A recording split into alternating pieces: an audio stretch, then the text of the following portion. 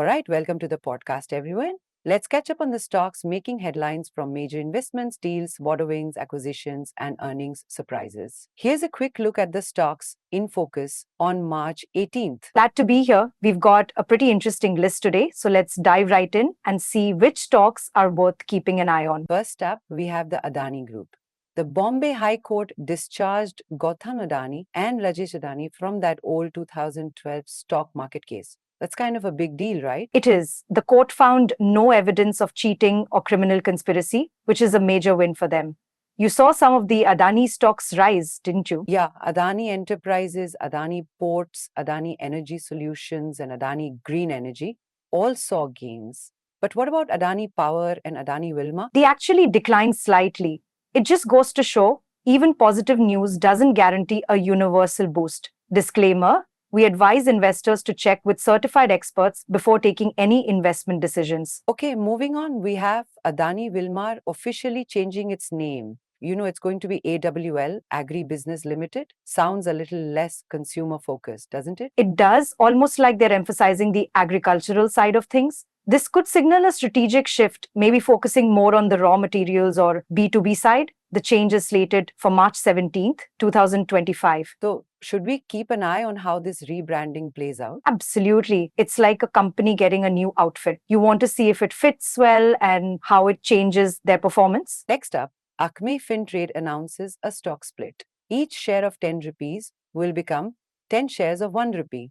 Why do companies do stock splits anyway? Well, it's like cutting a pizza into smaller slices. The pizza is still the same size, but more people can grab a slice. It makes the stock more affordable and potentially more attractive to retail investors. This split follows SEBI regulations, so all above board. Interesting. Okay, Gabriel India, their CFO is resigning. Is that something we should worry about? It could be. Anytime a key executive leaves, it raises questions. But they are giving him until May 25th, 2025, so it seems amicable enough. It might just be a good time to reevaluate their financial strategy, Yeah.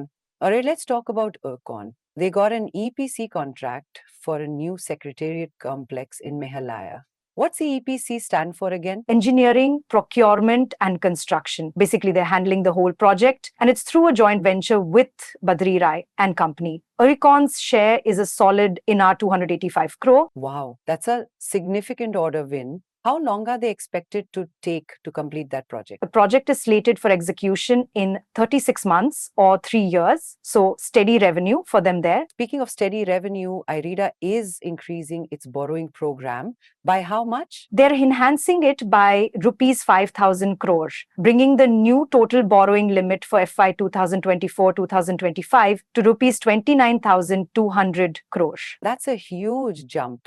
What does it signify? It could mean they're planning some major expansions or investments in renewable energy projects. It's like gearing up for a big race. They need the resources to compete. Right, that makes sense. Now, Indian Railway Finance Corporation, or IRFC, declared a second interim dividend. Good news for shareholders, right? Definitely. It's INR 0.08 per share with a record date of March 21st, 2025. The payment should be completed by April 15th, 2025. Little wins like these often keep investors happy. So, kind of like a pat on the back for investing in them? Exactly. It's a tangible reward, not just potential future growth. Moving on, Moripin Laboratories launched Empamore.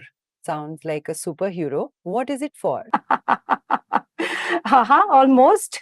It's for type 2 diabetes, heart failure, and CKD, chronic kidney disease. It contains empagliflozin and it's manufactured in US FDA approved facilities. So it's got the quality stamp. Okay, and they're aiming for it to be a cost-effective alternative? Yes, making healthcare more accessible is a good move. It's like offering a generic version of a popular medication, opening it up to more patients. Next up, NMDC declared its first interim dividend. I'm starting to like dividends. Everyone does. This one's rupees 2.30 per equity share, also with a record date of March 21st, 2025. It seems like March 21 is going to be a popular date for investors. Definitely. Now, ONGC got hit with an order for GST recovery. What's GST again? Goods and services tax. It's for rupees 21.96 crore. concerning non-payment of GST on royalty for other JV partners. But ONGC is fighting it, right? Yes, they believe GST isn't applicable and will file an appeal. That's a pretty confident stance. It is. It's like saying we're sure we're right and being prepared to prove it in court. It could be an interesting legal battle to watch. PC Jeweler allotted over 517 million equity shares. That's a lot of shares. It is. They issued them to consortium lenders at rupees 29.20 per share to settle a portion of their debts. This allotment is expected to reduce their debt by a significant amount. So basically, they're swapping debt for equity? Exactly. It's like trading your IOU for a piece of the company pie. Hopefully, it will help them stabilize financially. Religar Enterprises is commissioning a governance review. What does that even mean? It means they're taking a hard look at their past practices and looking to improve their systems. Plus, the board is seeking funding support from the Berman Group. And recommending a short-term intercorporate loan, ICL. Seems like they're trying to clean house and get some extra cash. Precisely. It's like a business spring cleaning, getting rid of what doesn't work and getting ready for growth. Righty secured additional work from Tokoto Rail Holdings. And it's quite the division, right? It is. The order value revised from $5.40 million to $10.80 million. Basically, double the money for supplying and commissioning overhaul locomotives. Double the work, double the reward. Salmon Capital got its credit rating upgraded.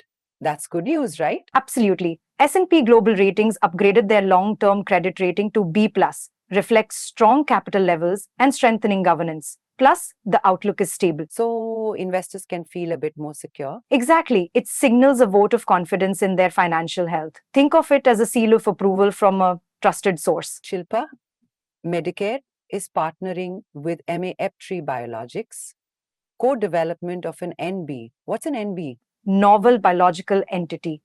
Basically, they're working together on innovative therapies, particularly for oncological conditions. A big focus is on development, clinical studies, and manufacturing. This collaboration can lead to great innovation. Okay, so potentially groundbreaking stuff. Star Cement is a preferred bidder for a limestone block. How big are we talking? Pretty big. The block spans 400 hectares and holds 146.75 million tons of limestone. It's located in the Dima Hasao district of Assam. Wow, that's a lot of limestone. This could significantly boost their production capacity. Definitely, it's like finding a gold mine, but for cement, they'll have resources for years. Sumit Woods received an occupation certificate for his Guru Krishna project, and they completed it ahead of schedule? Yeah, 9 months ahead of the RERA deadline, plus 97% of the project's units have already been sold. Seems like a win-win. Definitely sounds like a successful project.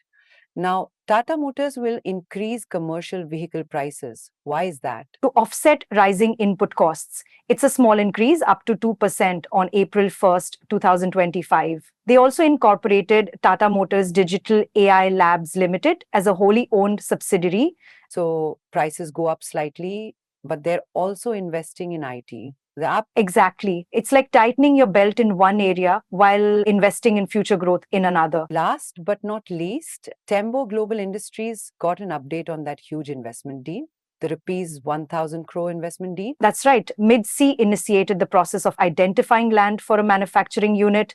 Now they just need to finalize the land acquisition. Sounds like progress is being made. Well, that's the end of our list for today. Quite a few companies to keep an eye on. Remember, folks, always do your own research. Absolutely. Also, if you enjoyed this episode, don't forget to like, share, and subscribe to our channel for more stock watchlist updates. What was your favorite highlight today? I think the Adani Group news was pretty impactful, as well as PC Jewelers debt reduction. Made for an interesting mix, Definitely. Thanks for tuning in, everyone, and we'll catch you next time.